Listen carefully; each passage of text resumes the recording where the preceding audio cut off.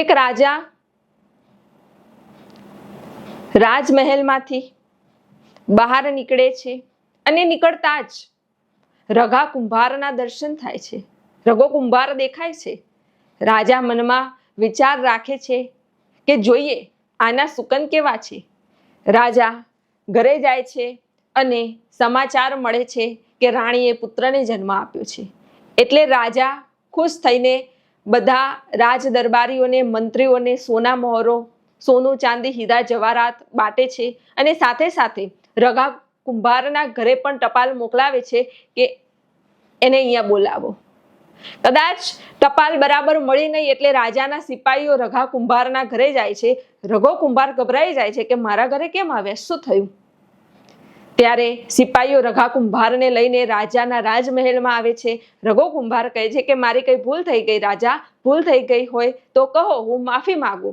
રાજાએ કીધું તારી કઈ ભૂલ થઈ નથી, પણ આજે તારા સકન થયા અને મારા ઘરે પુત્રનો જન્મ થયો એટલે હું બહુ ખુશ છું અને એ ખુશીથી, આનંદથી હું તને કંઈક ભેટ આપવા માંગુ છું. રઘા કુંભારે કીધું કે મારી પાસે બધું છે રાજા. રાજાએ કીધું આ ભેટ તો તારે લેવી જ પડશે. ત્યારે રાજા રઘા કુંભારને સોનાનો તાસ આપે છે અને રઘો કુંભાર એ લઈને ઘરે જતો રહે છે. હવે 1 વર્ષ થયું એટલે રાજા એ જેને જેને ભેટ આપી હતી ને બધાને બોલાવે છે અને બધાને પૂછે છે કે ભેટનો તમે કેવો ઉપયોગ કર્યો, કેવો સદઉપયોગ કર્યો. બધા કઈનું કઈ કહે છે. રઘા કુંભારને બોલાવે છે. રઘો કુંભાર એટલો બુદ્ધિશાળી, એટલો ચાલાક ન હતો, જે હોય એ સાચું કહી દે. એટલે રઘા કુંભારે કીધું કે હું કુંભાર છું, બરાબર, એટલે એ સોનાના તાસનો ઉપયોગ હું ગધેડાના લીંડકા લઈ જવામાં, માટી લઈ જવા માટે એ તાસને મેં રાખ્યો છે, કેમ કે માટીનો તાસ વારે વારે તૂટી જતો હતો. આ જોઈને રાજા ક્રોધે ભરાયા કે સોનાના તાસનો ઉપયોગ તો લીંડકા ઉપાડવા માટે કરે છે અને રઘા કુંભારને કીધું કે એને જેલમાં પૂરી દો.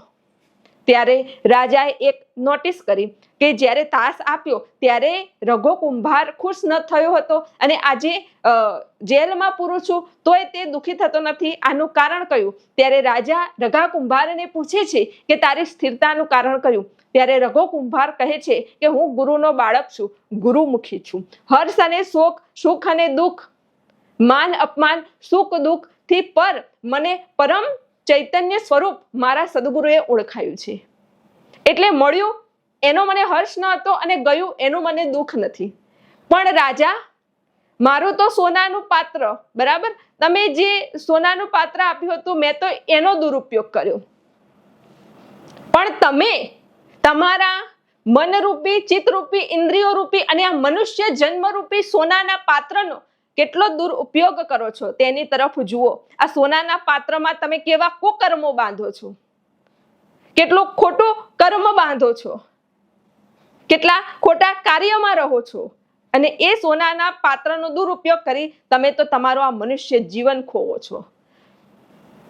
સર્વશ્રેષ્ઠ જેને કહેવાય મનુષ્ય અવતાર એ તમે એડે ગુમાવો છો. તમે તમારા સોનાના પાત્ર પર તો નજર રાખો. ત્યારે રાજા જાગી જાય છે કે વાત તારી સાચી છે. તે તો આ સોનાના પાત્રનો સેજ આવો ઉપયોગ કર્યો ને હું તને જેલમાં પૂરવાની વાત મૂકું છું, ફાંસીએ ચડાવવાની વાત મૂકું છું, પણ મેં તો આ મનુષ્ય જીવન નો આટલો દુરુપયોગ કર્યો. ઓહો, એની મને શું સજા મળશે? રાજા જાગી જાય છે. જાગીને રઘા કુંભારને છોડી દે છે અને ધર્મના માર્ગે ચાલી